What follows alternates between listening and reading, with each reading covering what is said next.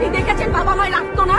অভিশাপ আসমান কাঁপে, আপনাদের কাঁপে না? তার কাঁপে না? অভিশাপের ভয় হয় না? বুকগুলা চাচা হয়ে গেছে আমার সন্তানদের।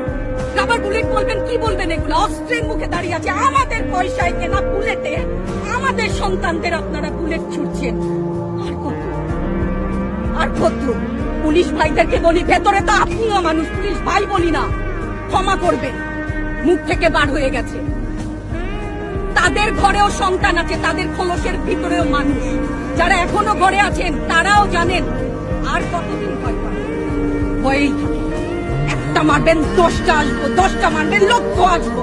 সারা দেশের মানুষ, মা বাপ সব একসাথে। ওদের সন্তানকে মানুষ করার জন্য আমাদের কাছে, শিক্ষকদের কাছে পাঠিয়েছিল। কি জবাব দিব? আমার তো কোনো মুখ নাই, আমি শিক্ষক, আমার ভাষা নাই।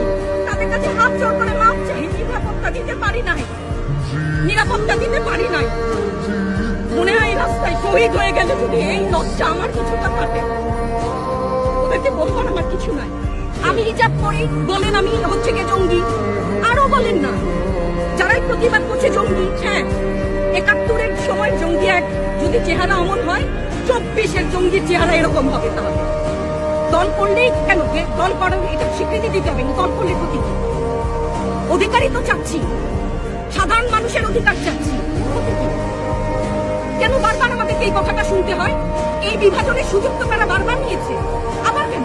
পিছু হটবা না, ভয় পাবা না। তোমাদের শিক্ষক আমরা লজ্জা পাই, তোমাদের থেকে শিখেছি। তোমরা যেমন আছো আমরাও আছি। যতদিন না 9 দফা ওদের মানা হয় ততদিন মাঠ থেকে সরবো না। কেউ নিরাপদ না তো। আপনি নিরাপদ? সংবাদ কর্মী আপনি কে আত্মসম্মান বিসর্জন দিয়ে বিভিন্ন নিউজ, লেবুর বাম্পার ফলন নিউজ করতে হচ্ছে না?